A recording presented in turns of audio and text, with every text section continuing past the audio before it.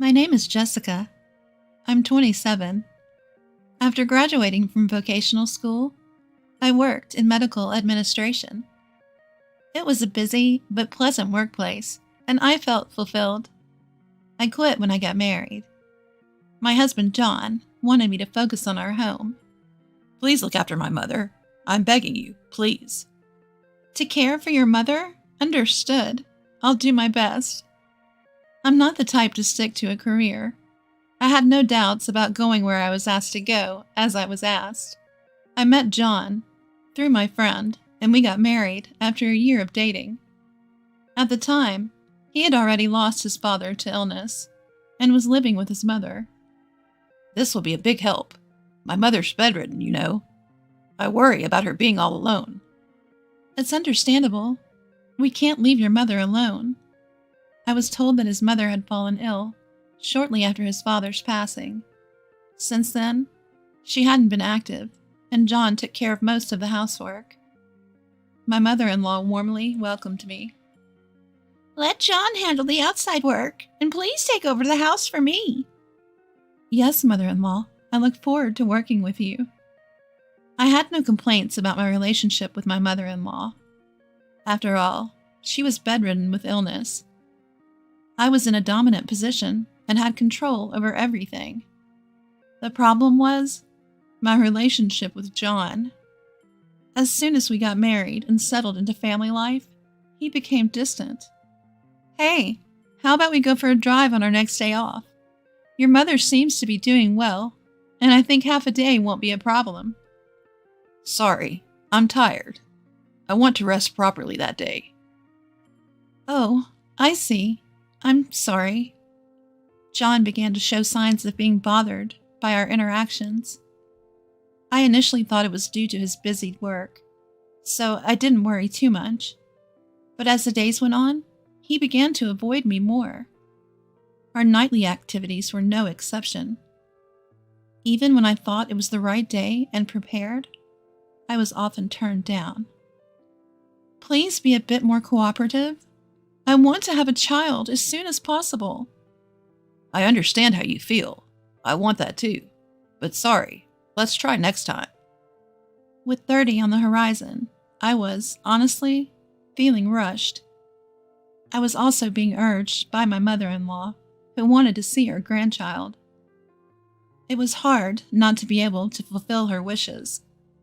And then, while we were unable to give her a grandchild, mother-in-law passed away. From that point, John's attitude towards me became colder and colder. Welcome home. I made your favorite cream stew for dinner. John? Hey, you listening? Oh, want to take your bath first? Got it. I'll be waiting. John had become almost silent at home. No matter how much I tried to engage him in conversation, it was hopeless. He completely ignored me. I thought it was probably due to the shock of losing his mother. I naturally thought that way. Until John recovers from this emotional damage, I decided to support him, right by his side as his wife. However, it seemed that no matter how many days passed, John was uninterested in me. John, how have you been feeling recently? Are you sleeping well? I want to discuss something about our child. I'm thinking about getting a fertility test. What do you think? Hey, John. His health, his feelings, our child, our future. I tried to engage John's interest by changing the topic in various ways. But sadly, every attempt ended in failure. John, please say something. Have I done something to upset you? If there's something you don't like or want me to change, please tell me, John. Despite my earnest pleas, John didn't lend an ear. His ignoring me continued for a whole month. My husband was inexplicably cold. Desperate, I sought advice from my old friend, Claire. Claire works for a cosmetics company. She's good at her job and has many friends. Whether it's about studies, love, or personal worries, I always seek Claire's opinion whenever I face a problem. Upon hearing my story in detail, Claire solemnly nodded. That's unusual. A couple in the third year of marriage living in the same house, and the husband ignores the wife? That's not normal. You haven't done anything wrong, have you, Jessica? No, I haven't. That's why I don't understand why he's become so cold. Feeling utterly distressed, Claire had promised to help me fully. I had no idea, but it seemed that Claire had picked up on something. It's his fault if you've done nothing wrong, Jessica. He must be hiding something shady. Let's verify it. Eavesdropping, surveillance, tailing. We'll use all possible means. Is it okay to do something like that? I asked nervously. Absolutely. It's worse to ignore your spouse and keep secrets when you're married. Later, at Claire's suggestion, I installed small eavesdropping devices and cameras in our home. I felt guilty, but my desire to know his secret was much stronger. Of course, John continued to ignore me all this time. John? Hey, are you listening? It was a few days later. My phone rang. It was a call from John. Hello? Where the hell are you? What are you trying to pull? Leaving the house for a week. Why don't you ask yourself why I'm doing this? What are you talking about? Speak clearly. I don't understand. Huh? You haven't noticed? You don't know why I'm so angry? How dare he say speak clearly? He's been ignoring me all this time. Having been prompted by Claire to investigate John, I discovered a shocking truth. Unable to contain my rage at what I'd found out, I left our home. I took refuge at Claire's house. It was on the 7th day of my stay there that I finally received a call from John. If you have something to say to me, then you should say it to my face, loud and clear. He suggested. Fine by me, as long as you promise not to ignore what I have to say. The anger I felt the moment I discovered the results of my investigation still burns in my chest. The weight of his sins trampling on my dedication is heavy. John has to face a fitting punishment for his actions. I set a date and location, ending the call swiftly before he could respond. Later, I invited John to a table in a local cafe. He must have slipped out during work, as he was in a business suit. There was no need for any beating around the bush. I laid out the evidence I had collected so far on the table. What is this? Hey, wait! Stop it, Jessica! Don't lay out these things! He protested. If you don't like it, why don't you pick them up yourself? It doesn't matter, right? I can print out as many as I want. When did you take these photos? What I had laid out on the table were incriminating photos. They were all shots of John with his mistress, walking in the downtown area with arms folded, scenes of them entering a hotel together, and the woman in all the photos was the same person. Her name was Mary, as I had found out during my investigation. I also have audio data. Would you like to listen to it right here? I asked. Audio? He responded, shocked. I tapped the screen in my smartphone. Immediately, a conversation between John and Mary started streaming. Hey, John, when is our housemaid planning on leaving? She'll be gone soon. She's losing her patience and will probably suggest a divorce. I wish she would just blow up at us saying, "Stop ignoring me." That would be the easiest for me.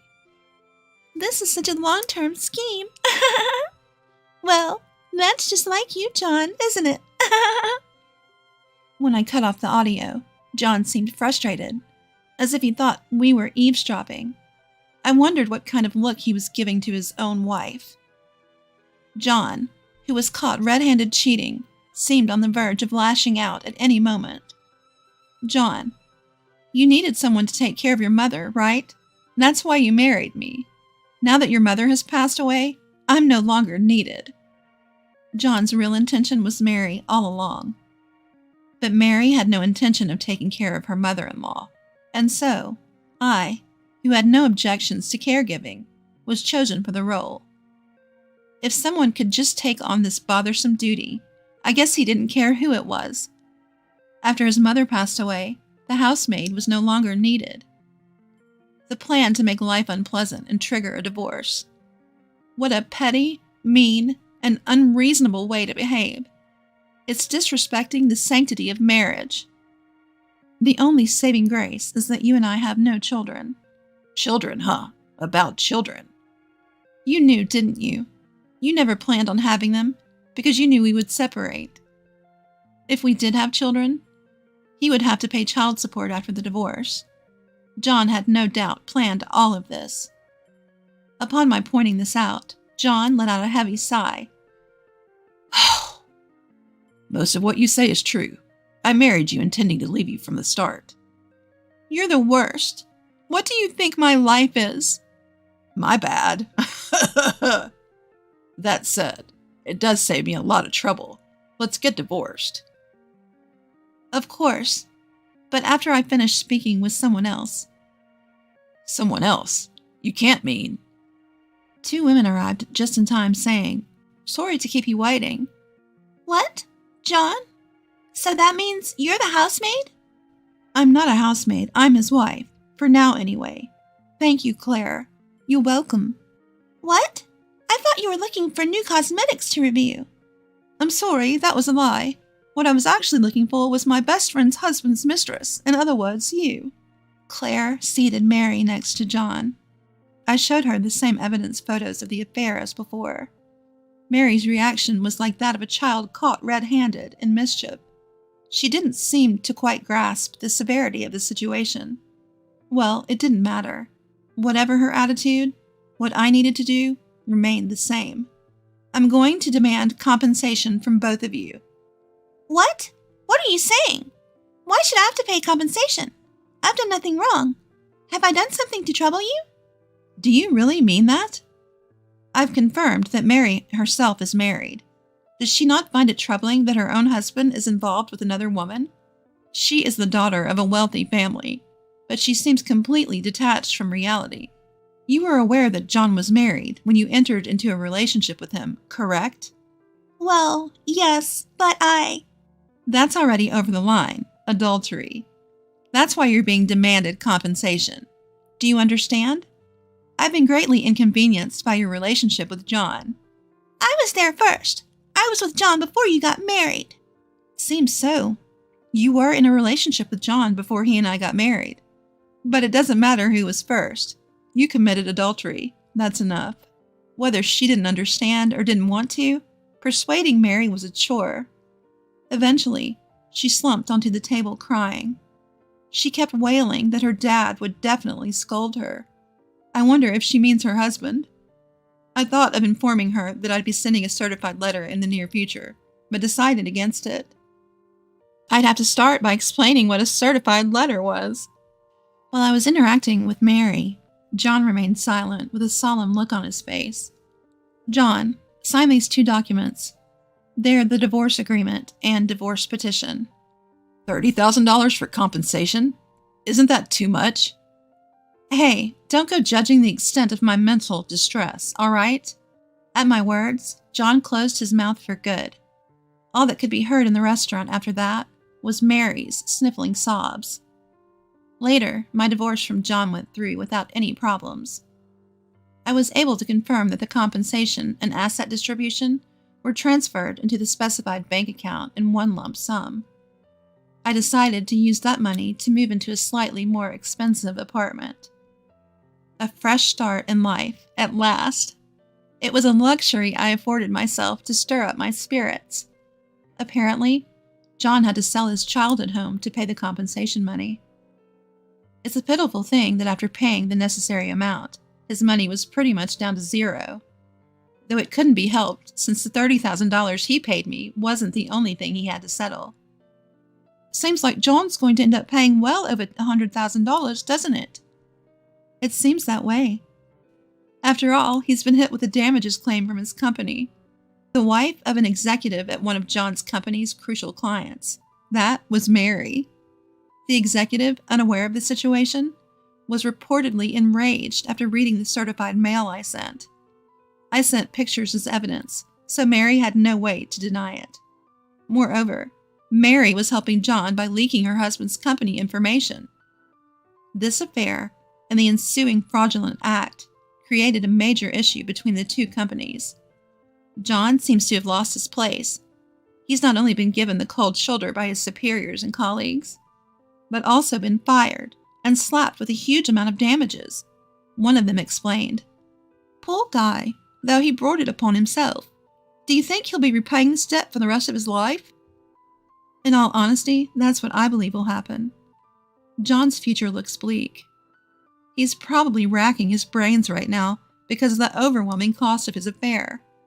Later on, it appears John had a hard time finding another job. He gave up on full-time employment and was reduced to making ends meet through odd jobs. There are also rumors that the managing director was working behind the scenes to prevent John from getting a new job. However, the truth of this matter is uncertain, and it's doubtful anyone would gain anything by trying to confirm it. John, who had also gone through a divorce, reconnected with Mary, another divorcee, and they started to live together. But it seems that their living situation is not going well. After all, Mary is quite a spender. She really spends money like water.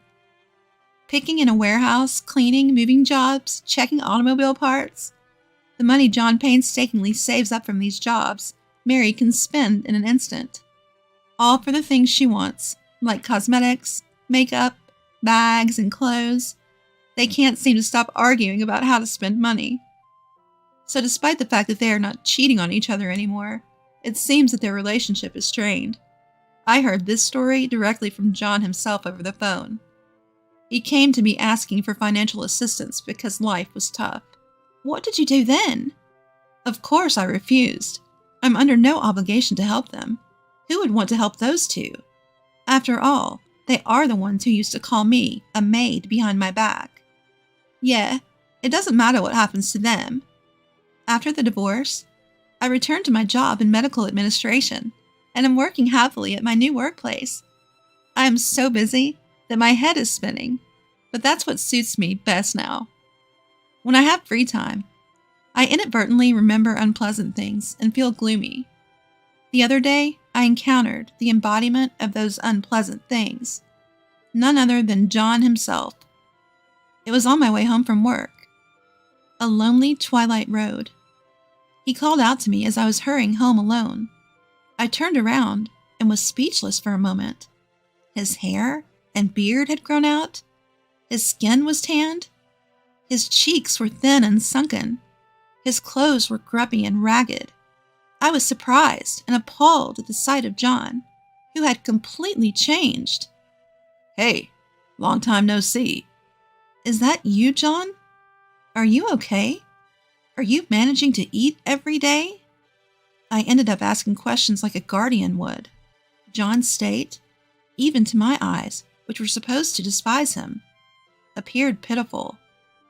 "I'm getting by eating every day. Not 3 meals, though. Haha." "What about work?" "Not getting much these days. I'm collecting empty cans and old magazines during the day.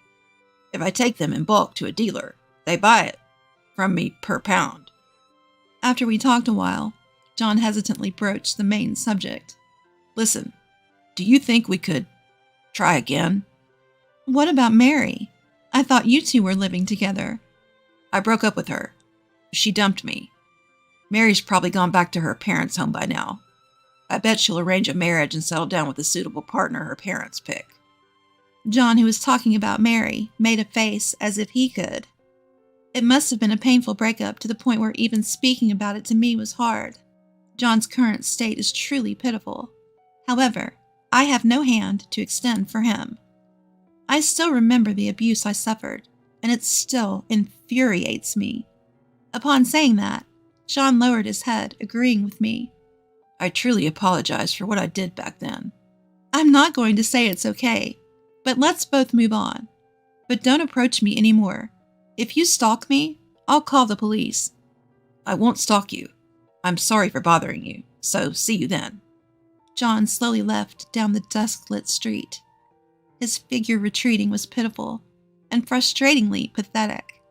After that, I saw John a few times in line at the soup kitchen organized by a nonprofit organization. He had become so thin, and when he noticed me looking, he awkwardly turned his face away. I certainly don't want to end up like that. Every time I see John, I think that strongly. He is a negative example for me in life. This is how my first marriage ended disastrously. But I haven't given up on building a happy family with someone. There's still a long way to go in life. I believe that I can still shine from now on. Thinking that, I've decided to start participating in a local social event with my friend Claire. Being divorced doesn't mean I should feel intimidated. The world is vast. There must be a man who will embrace me gently.